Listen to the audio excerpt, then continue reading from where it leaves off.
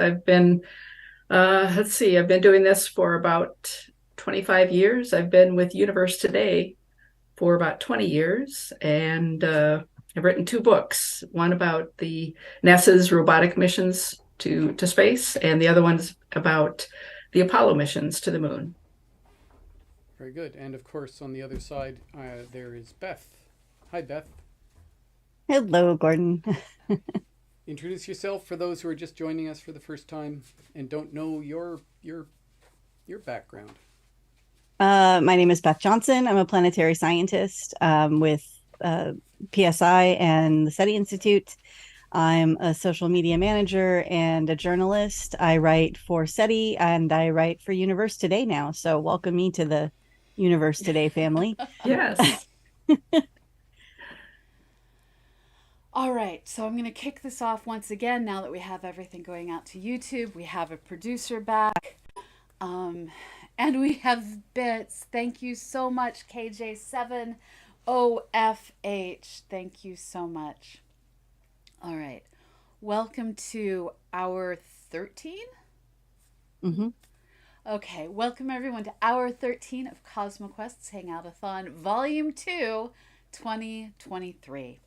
My name is Dr. Pamela Gay, and I have known that I wanted to be either a journalist or work in space science since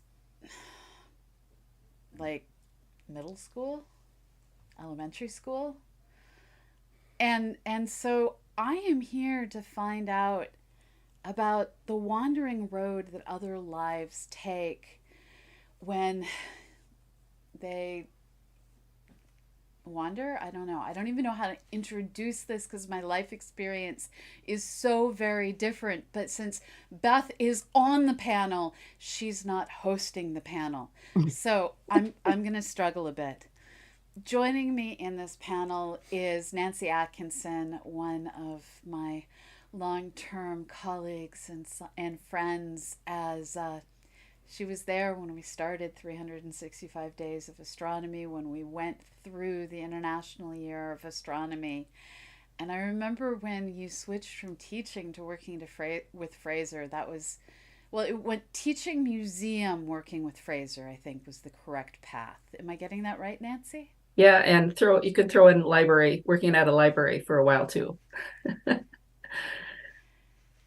And then we also have Beth Johnson, who knows far more about money than I ever will because she worked in a bank. And she was the person, you know how every organization has that one person that knows how to get the CEO's attention, or I guess like the division head, I don't know, she can give you the correct words and knows who's doing what and keep track of all the pieces. She was that person. But then went into geology and planetary science. And we also have Gordon, who has wandered in his career In and out. through the land of satellite operating and into the land of spacecraft reporting. And what I want to hear from each of you, and I'm going to start with you, Nancy, is when did you start falling in love with what's beyond the atmosphere? And when did you realize you could actually start doing that to make a living, Nancy? Yeah, well, my love of space started when I was really young. I was old enough to watch the Apollo 11 moon landing. And I don't remember very much about it, but I do remember sitting there with my family and watching it with them. And that just left kind of a indelible mark on me. I've always been interested in space exploration, with peaks and valleys of that as teenage years and college years went by. I ended up graduating from college with a degree in English. Wasn't really sure what I wanted to do with it. I kind of liked writing, but didn't really think I wanted to be a reporter or that kind of thing for a like a little hometown newspaper or anything like that. I'm not creative enough to write novels, so I knew I wasn't going to do that. The only thing I knew that I didn't want to do was be a teacher. So, of course, I became a teacher. But I taught at a really amazing place. It was at the Science Museum of Minnesota. And I was hired there because they needed somebody to do a space program. And that experience of working with kids and um, doing all this spacey stuff that was so cool to do at the museum and out at schools really reignited my passion for space. And the thing that kind of got me going about writing about it was I did a special program out at schools, and we had a one-third inflatable, one-third actual size space shuttle. It was inflatable, and it was so big that we didn't have any place to put it at the museum. So I had to bring it to schools, and we set it up in the gym. And it was so awesome. It was the greatest thing. I spent a week at schools, and the kids loved it. They got to wear spacesuits and go in the space shuttle. And on Fridays, we would invite the parents in to come to see this. And during the week, I had sent home a sheet with the kids, asking the parents or guardians to help the kids to see the space station going over their backyard. And the parents would come in and they would say, "That was so cool to see the space station. I didn't even know we had a space station." So, well, this was in 2000 to 2002. So, the space station was just getting going at that time. But that got me thinking of what could I do to get the word out of all the really just amazing things that NASA and ESA and all the space agencies are doing. And it just clicked in my mind, well, I could start writing about it. Well, at that time, the internet was just kind of starting to take off, and there were a few opportunities to write. I wrote for a very young space.com a couple of articles. And then at that time, I lived in the Twin Cities area, Minneapolis and St. Paul, and a astronaut from St. Paul was flying on the Hubble servicing mission. And so I pitched the idea to the St. Paul newspaper and got to write about him and interview him both before and after he came back from the mission. And that was really fun. And then, not to go into too much detail, but anyway, my family ended up moving to Illinois, Springfield, Illinois. There was no science museum there for me to work at.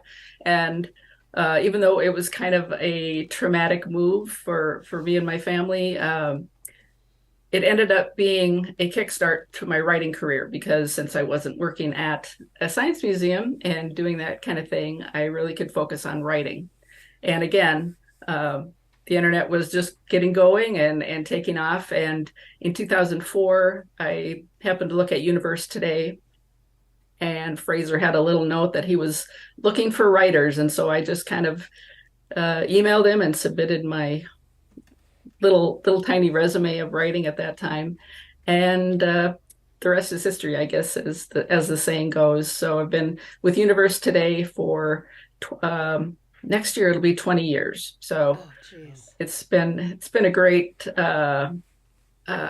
journey, a great experience, and especially getting hooked up with Pamela, because through her I got to do all sorts of unique things that I never would have tried, like doing podcasts. And I got to go to some conferences and really had the chance to interview people in person, which, I was doing mostly all of my work from home. And so the ability to interview people in person, see hear scientists talk about their papers, and it was just really, it's been a great experience. I've gotten to go see launches, and then, of course, writing my books, I also got to interview a lot of really, really amazing people. You're making me realize that the grandchildren, I remember you being so excited that they were 9 months away, must now be high school aged. No, not yet. They're 11. Okay. They're 11. Okay, I'm not as old as I was temporarily worried about. Right, yeah. So Beth, what has your journey been? When did you first realize you were interested in space science, and what triggered you evacuating the much more lucrative financial side of the economy? Well, I'm pretty much, I was like you for a long time. So I I was given a telescope when I was in grade school. My father got it set up. We looked at Saturn. I thought space was really cool. My dad was a rocket engineer. And so I was always going to the open houses at his work and looking at the things that they were doing. Because he worked for Martin Marietta. So one of the big things, of course, was the EVA suits that they had. And so I was always very fascinated by it. But unfortunately, I had really bad experiences with some science teachers in high school and lost my way for a very long time and ended up sort of in business and finance as it's a degree in something kind of way. And when the recession hit in 2007, 2008, I was still working on my undergrad for accounting, and we lost all of our perks because of the recession, and it hit the banks, of course, particularly hard. Luckily, the bank I worked for was not stupid, so they didn't have to lay off people. They just had to, make some cuts and act like they, like everybody else a little bit. But all my coworkers were busy finishing their degrees, and I thought, well, if I really wanted to finish my degree, I would find a way to do it. So clearly I don't want to. What would I do if I could just, do anything? If I, had all of the opportunities in front of me, what would I do? And one night I went outside and I looked up and I was like, God, I love space. Wait, I really do love space. And that led to me taking a physics class over the summer to sort of see, like, could I go back into this? And that went really well. I bought a telescope. I started going to star parties. And I discovered that I loved it. And it was, to me, one of the easiest things was to talk about astronomy, to talk about planets, to talk about all of this and to share it with people. And Twitter was just becoming a thing. So I jumped right on that bandwagon, same as Nancy, when these things came about on the internet that made it sort of easy to reach out and share with people, I took advantage. And then Google Hangouts came out. I started doing some stuff with SETI. I got them into doing Google Hangouts. I quit my job at the bank, went back to school full time, and insanely got a degree in physics, which I would have gone on straight to grad school. My sister passed away, and unfortunately, right about the same time was when I would have been writing grad school applications. And I didn't really feel like I had anything positive to say at the moment for a grad school application.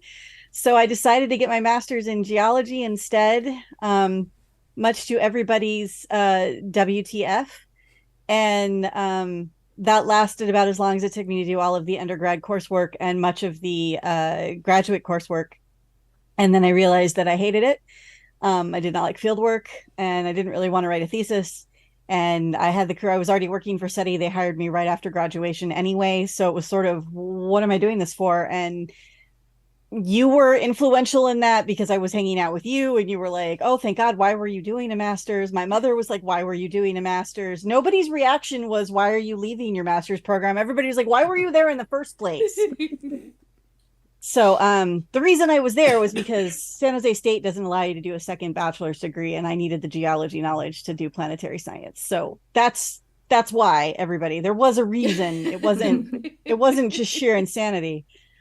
But because I've been doing so much stuff on social media, I was already basically writing all the time anyway. And so I started working for Pamela, and then that led me to really working again with Fraser and doing Weekly Space Hangout and writing for Daily Space. And suddenly I was just in the thick of things. And so I love what I do. I'm sure Nancy's the same way. I just do it just because I love it.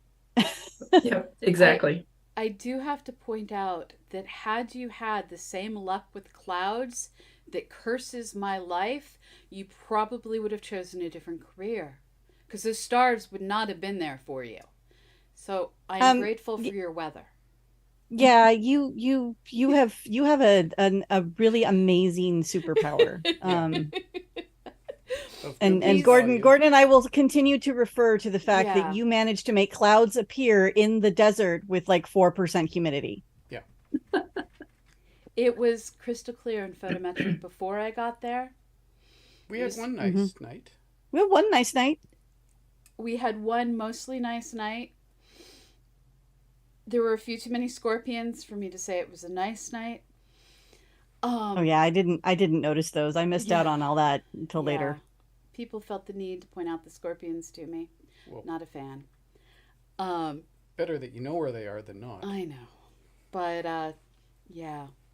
Now, while I could bemoan scorpions and clouds forever, I'm very grateful that I am the great attractive force that brings bad weather and thus liberated you to see the stars on the exact right night and join us in this profession we love. Now, Gordon, you've had a more circuitous route, and I'd like to hear your experiences. Yeah, so I've always been I've always liked space Yeah. and all things space. I can remember as a kid, I had these books. I think they were made by Zim. I think that was the publisher. Like they're little pockety type books, Uh huh. very old, and they're on different topics. And one of them was on astronomy. And I remember having that as a kid, and I read the whole thing as a kid. And I can remember going to an observatory in Ottawa. There was an observatory at our science museum at the time. They took it apart, but whatever. Um, and so I went, and I remember looking through the telescope there. And during in university, I needed a science course, and I took first year astronomy, which was a lot of fun. And I ended up with the keys to the university's observatory because the prof moved to Montreal halfway through the year and did the rest of the course basically as a remote type course back in, we won't talk about the year, that's not important. There wasn't internet television then, so and so I had, I've gone in and out. And then when I finished university, I came out with a degree in physical geography, studying in GIS and remote sensing, so looking at things from afar. And I got a job right out of university with the Canada Centre for Remote Sensing, part of the Canadian government, as an optical mission planner. So I was programming satellites right out of university to do Earth observing. So that was fun. But it was a contract type position, and it's nice to have something a little more secure if you can find it. I live in a government town, so there is that working in my favor. And I switched into what eventually sees me now in my day job managing a survey that looks at the environmental practices of households. Mm-hmm. But I also got involved with CosmoQuest again, and through since the satellite job, I realized, I have observed pretty much every transit since about 2002 or 2003. Took photos of it, just coincidentally. It wasn't planned. And now I'm with CosmoQuest as one of the volunteers, and I'm one of the writing team, part of the writing team for was for Daily Space and now for EVSN. And I'm doing streams, doing the outreach, and Yeah. I really like that. And at some point, hopefully, I'll be able to retire, and maybe I will circle back and do this as like a post-retirement gig. I'm down for that. Yeah. We just have to get to that point, Yes. little bit yet. Yes. Now, it's often weird to be the new person in a career when you're not the 22-year-old in the room. What were the weirdnesses you encountered? And Beth, you were back in university. What was it like to be a non-traditional student? It was actually a lot of fun. Like I think it helped me stay young at heart in a lot of Yeah. ways, which helps in raising a kid too. I definitely had a different perspective to bring in. I was not the oldest. There were several of us who were non-traditional, so that helped, and it helped that we could talk to each other.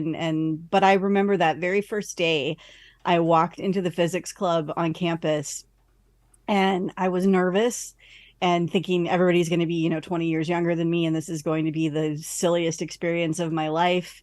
And I walked in, and this one girl looks up and she's like, "Oh my gosh, I love your shirt. I love Doctor Who." And all I could think was, I have found my people. I no longer have to watch, Keeping Up with the Kardashians or American Idol to have conversations with my coworkers. This is fantastic. When I reference Star Trek, they get me. So it wasn't so much the age as the type of people they were. Yeah. That was much better for me than anything else. And I still have a ton of friends from undergrad. I've gone to weddings, met their children, these babies that are now happening. I mean, they are 20 years behind me, but it's so neat to watch them like have these life experiences. Sometimes I was the mom of the group. Sometimes I chose not to be the mom of the group. And but it really was good for just sort of keeping me on my toes, and not nobody ever really made me feel like I was too old to be there. And so I'm very grateful that that was the case. Even in my master's program, some of the people that were in my cohort are some of my best friends now, despite the age difference. So it was really more the type of people than the age. That's amazing. Nancy, I swear you're like half elf, because you don't really age in a predictable way that has any correspondence with the natural movement of time along the arrow of time. Have you had any weird experiences coming at this as a second career? No, not really. It's all been so wonderful and easy, and I've not had any like huge hiccups or people I didn't enjoy working with. I've always enjoyed everyone that I've worked with. Part of that might be is because, I'm working remotely and I don't have to have the real close personal interactions with people. If they do annoy me, I can just, turn the volume down, I guess. But I really haven't had anybody who's annoyed me. I can't think of a single person.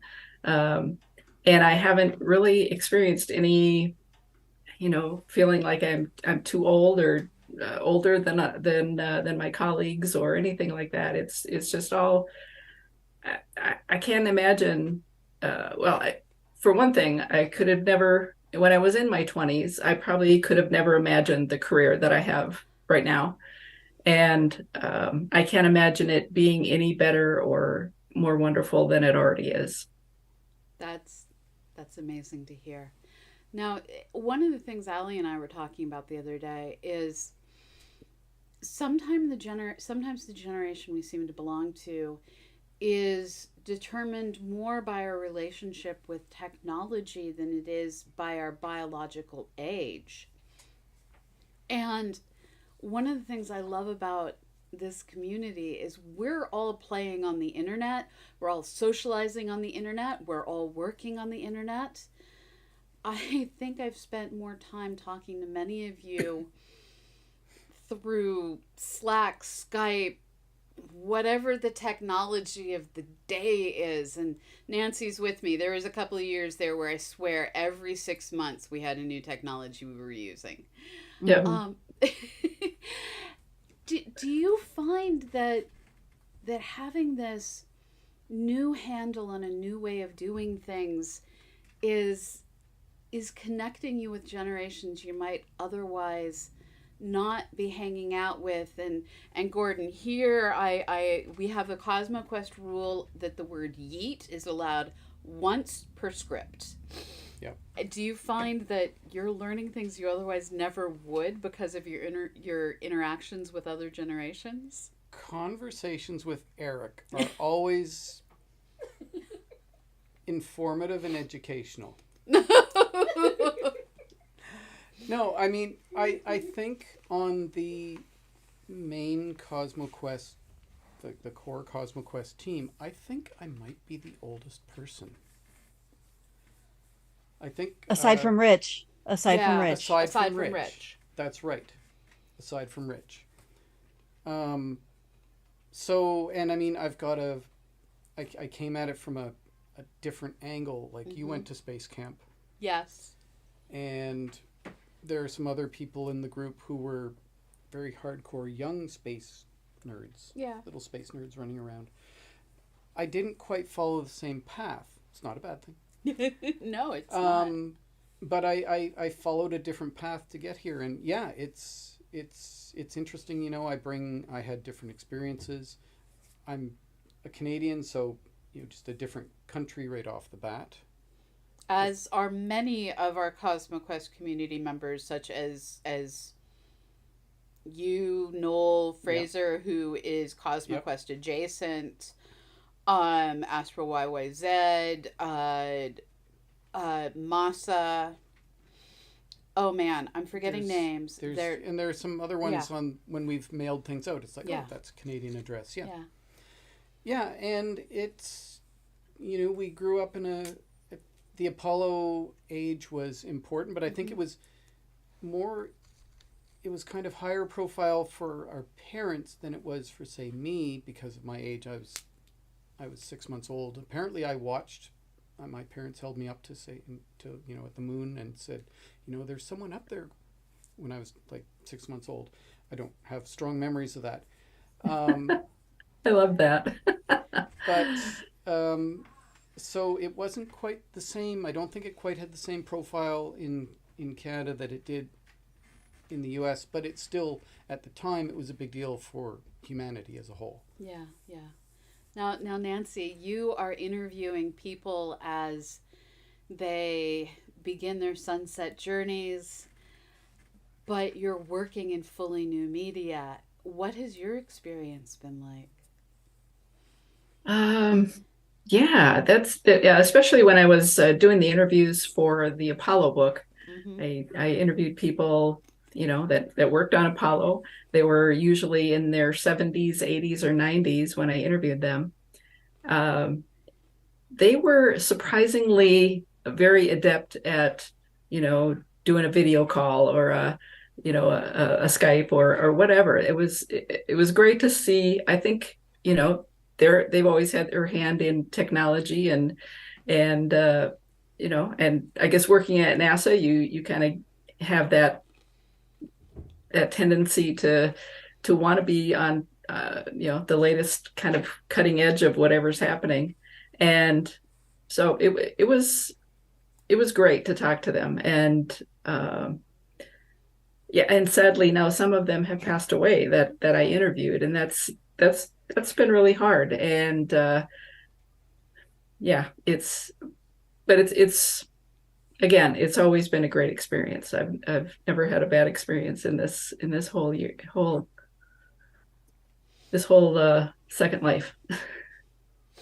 Now, one of the things that's starting to get to me is we're looking at missions like Europa Clipper that launches in 2035. We're looking at, I swear, Bepi Colombo is the unending, eternal, immortal mission that is only mythically going to reach Mercury. That's how it's starting to feel. I've been listening to things about this mission since 1999, people. We are at the point where we're starting to figure out what are the questions that we start worrying aren't going to be solved while we're still active in this profession. What are the things where you're like, get to it, people. I need to know the answer. I need to know how this story ends.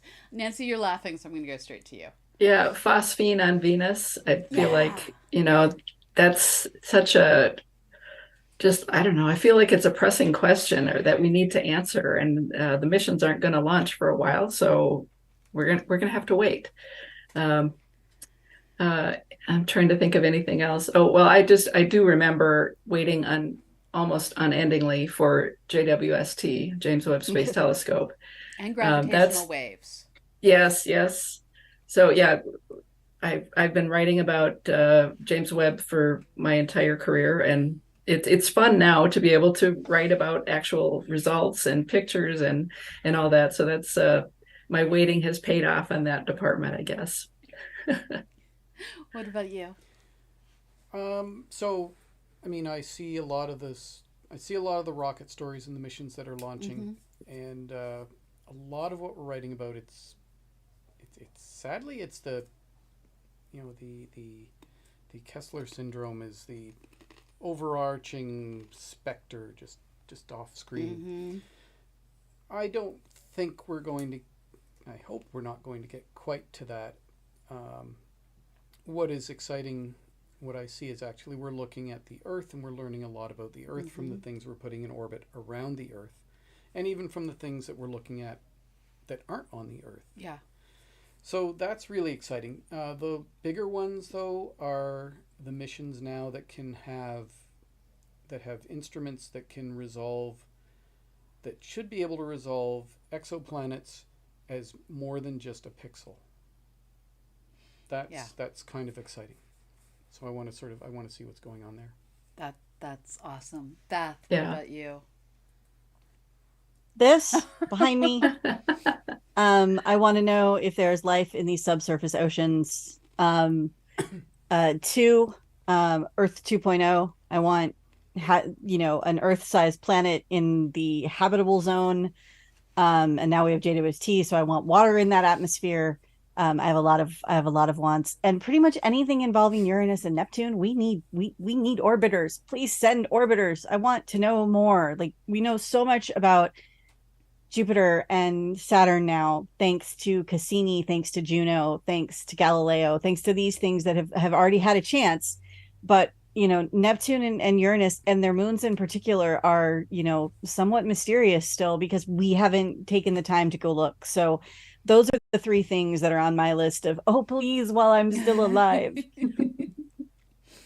Now, a question I get constantly that I feel like you may be better positioned to answer than I am is, if someone is looking to start a career in space science, where do they start?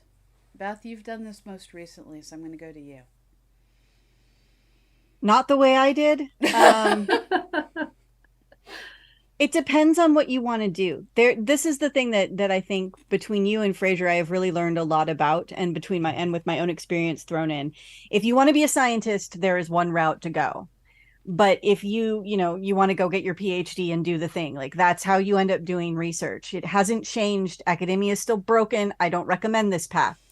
But Pamela's like weeping over there because she knows I'm right.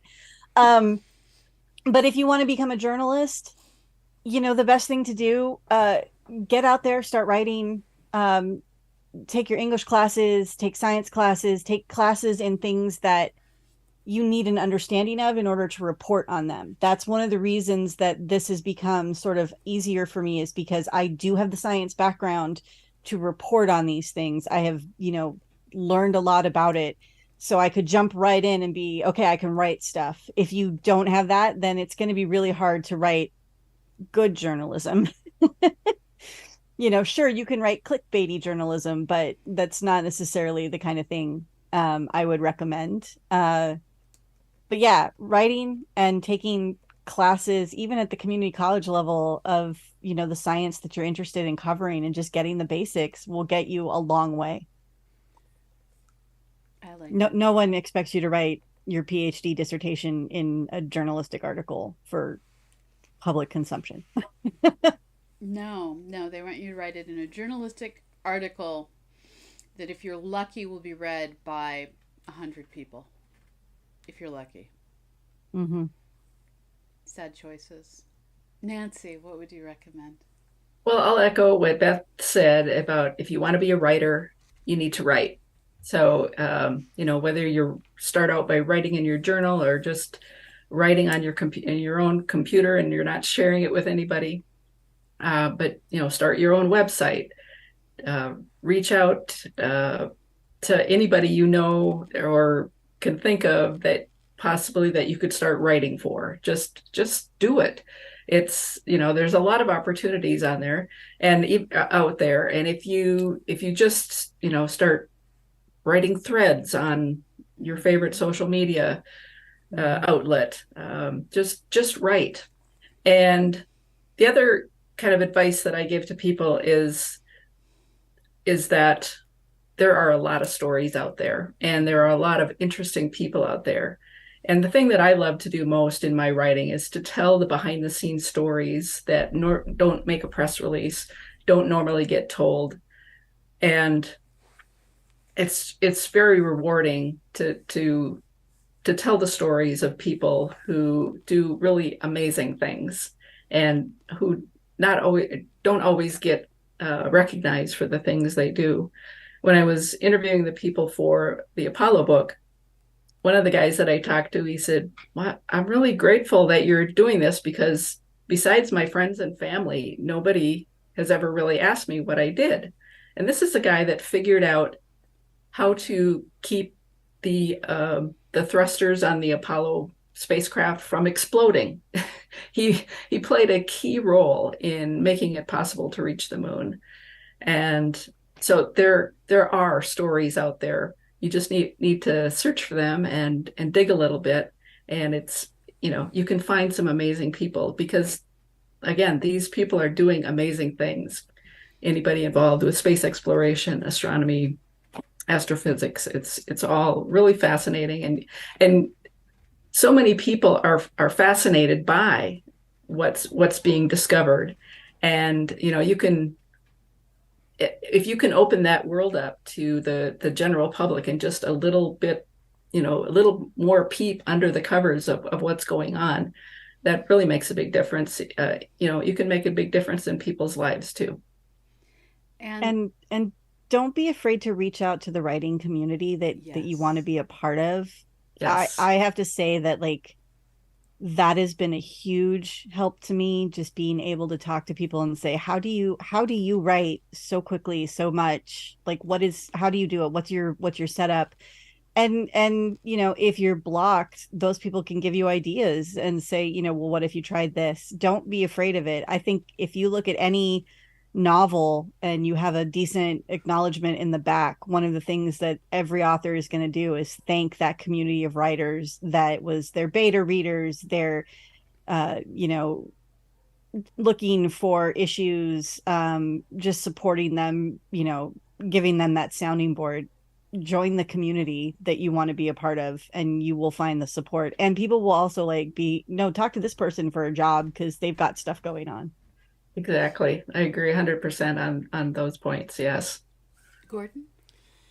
Yeah, I mean, I sort of picked up the writing side. I blogged for a very long time. And I blogged because in my day job, I'm an analyst and I do produce analytical output for national statistics. So it's good I needed something to practice, but transferring that to what I'm doing now with the writing team for EVSN, it's another topic, and it's a topic I'm interested in. And but I mean, so Beth, you studied geology. I studied physical geography. I took a little bit of geology in that, but I know a PhD geologist. 40 years in the career. He's retired and he's now writing and getting published scientific articles about the geology of Venus in his retirement, and this is what he does for fun, is he's publishing scientific articles. He's published, I don't know how many since he retired, 60 or 70, some absolutely ridiculous number. But it just means that even though you didn't necessarily study space, you have all this, you probably have the skills to transfer, and it's really just, you're just applying it to a new subject matter. And I mean, with geology, one of the fundamental principles is the processes that go on here are going on everywhere. Yeah. So you're just looking at a different place, and you just can't go and hit the rocks with the hammer yourself. And that's one of the things that I'm now glad that I've been telling people. If you're a computer scientist professionally and you want to get involved in space science, go looking for a computer science job. You don't need the PhD in astrophysics, planetary science, and whatever it is in order to be part of exploring beyond our atmosphere and communicating the discoveries being made. Take what you love doing, take what you enjoy and are skilled at, and just apply it to the questions we have in space science. Yeah. Now, sadly, we are running out of time. Before we go, I want to give each of you a chance to let folks know how they can read your work, see it produced, or whatever form of media it is you may be involved in. Nancy, I'm going to start with you. Well, of course, Universe Today has been my home for a very long time, so you can find me there.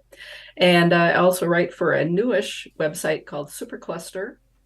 And I write occasionally for the Planetary Society and the National Space Society. So you can find me in past issues there.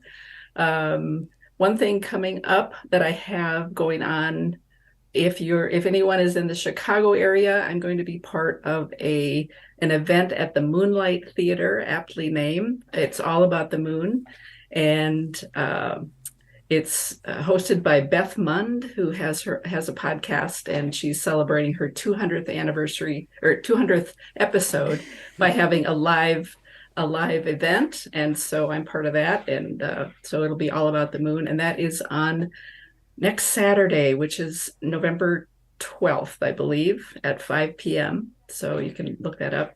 Otherwise, I'm on all of the social medias here and there, off and on, and Nancy_A is my most common handle. Beth. I am on the internet as @PlanetaryPan pretty much everywhere. You can find my stuff starting to appear at Universe Today, starting last week. And also I have a Medium blog where all of my writing also goes, and past articles on the SETI Institute and on CosmoQuest's blog as well. So a lot of places. And so you can find my recent space writings embedded in the work that CosmoQuest does. Part of the writing team for the rocket segment in Escape Velocity Space News, and before that, Daily Space, and also in all its various forms. And on social media, you can find me as Keeper of Maps in most places. And if you were to hunt down my blog as gordon.dewis.ca, you would find I haven't written much lately, and one of my recurring themes is my gentle ranting about daylight saving time and how it just needs to die a fiery death.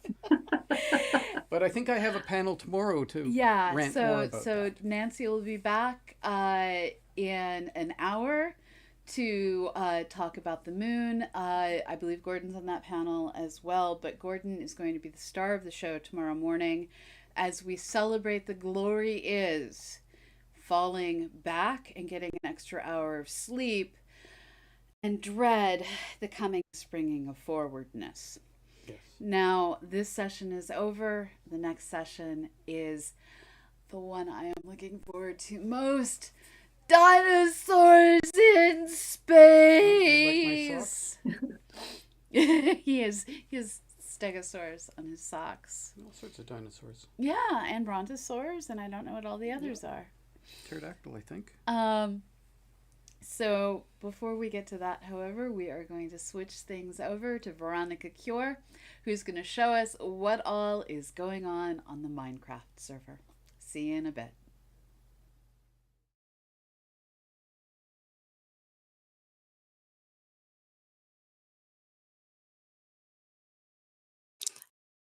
Hello,